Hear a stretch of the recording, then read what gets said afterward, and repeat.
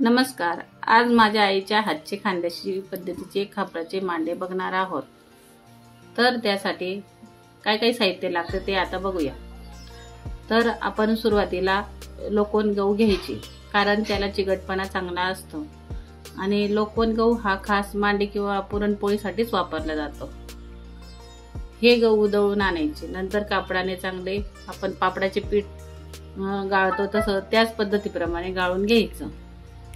नंतर पिठात चवीसाठी मीठ, कोणी हळद पण घालतं आणि थोडं थोडं तेल घालून कणिक मळून घ्यायची, म्हणजे चांगली भिजवून घ्यायची। हे भिजवलेलं कणिक साधारणतः आपण एक तास तरी ठेवायचं झाकून। त्याच्यावर रुमाल किंवा तुम्ही कॉटनचा कपडा टाकू शकता, जेणेकरून ते चांगलं मुरेल व वरची पापडी येणार नाही। आता पुरण कसं तयार करायचं ते आपण सांगू। पुरणासाठी डाळ शिजवून घ्यायची। आता त्याच डाळीमध्ये गूळ किंवा तुम्ही साखर पण घालू शकता, परंतु गुळाची पुरणपोळी ही छानच लागते। नंतर ते चांगले म्हणजे त्याच्यातलं जे पाणी असतं ते पाणी गाळून घ्यायचं। त्यानंतर त्यात वेलची पूड आणि आवडत असेल तर तुम्ही जायफळ पण घालू शकता किंवा बडीशोप पण घालू शकता। एकदम छान चव लागते आणि वास पण छान येतो। नंतर पीठ चांगले एका तासाने मुरले की ते ओढून मऊ करून घ्यावे आणि गोळे भरण्यासाठी आपण भरीव गोळा तयार करायचा। जेवढी मशागत कराल तेवढी पुरणपोळी छान येते, म्हणजे जेणेकरून जेवढा तुमचा पिठाचा गोळा हा भरीव असेल तेवढी तुमची पोळी तुटत नाही। आणि त्याच पद्धतीप्रमाणे तुम्ही 2 उंडे असे छान पद्धतीने असे थोडे लाटून घ्यायचे, थापून घ्यायचे। नंतर त्याच्यात पुरणाचा गोळा घ्यायचा, पुरण जास्तीत जास्त घालायचं, म्हणजे जे मऊ पुरणपोळी होते। पुरणपोळी तयार करण्यासाठी कोणी पोळपाटचा वापर करतात आणि इथं आमची आई आहे ना एक टॉवेल टाकते आणि बाजरीचं पीठ आथरून घेते, जेणेकरून पीठ चिटकत नाही आपलं पुरणपोळीचं, म्हणजे पुरण जे करतो ना आपण पुरणपोळ्या हाताला तर ती चिटकत नाही। पुरण भरल्यानंतर आपण हाताच्या साहाय्याने सर्व कडा अशा व्यवस्थित आहे ना साईडने दाबून घ्यायचे, जेणेकरून जे आपलं पुरण निघणार नाही।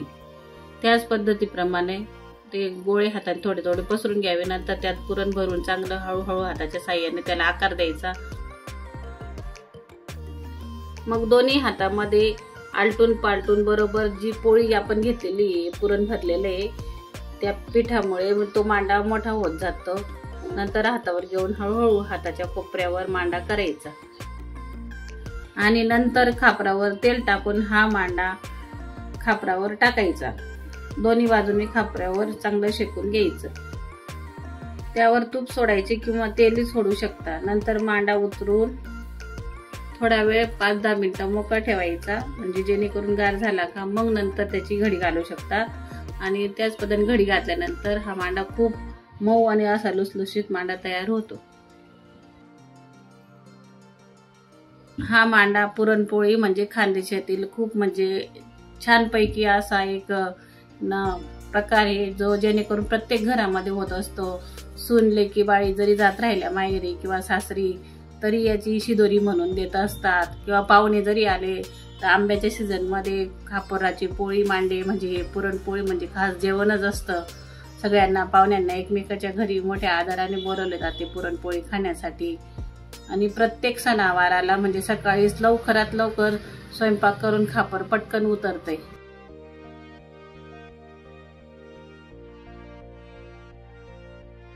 मांडा ही खानदेशातील ओळखच आहे। दिवाळी असो कुठलाही सण असो,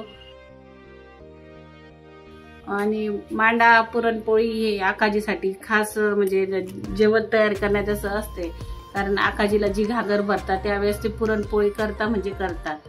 जे वडिलोपार्जित लोक म्हणजे वारलेले असतात त्यांच्यासाठी हा खास नैवेद्य पण असतो आणि सगळ्या घराघरांमध्ये हा नैवेद्य तयार असतो। असे पुरणपोळी म्हणजे खास करून खाल्ली जाते, ती सर्व मिळून खातात आनंदाने। हा मांडा तुम्ही खिरी सोबत, आंबा रसासोबत किंवा असं देखील खाऊ शकता।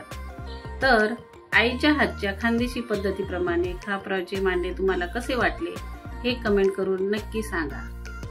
व्हिडिओ आवडला असल्यास तर लाईक करा, शेअर करा, सबस्क्राईब करा व्हिडिओ पाहिल्याबद्दल धन्यवाद. पुन्हा भेटू अशाच एका व्हिडिओ सोबत. तोपर्यंत धन्यवाद.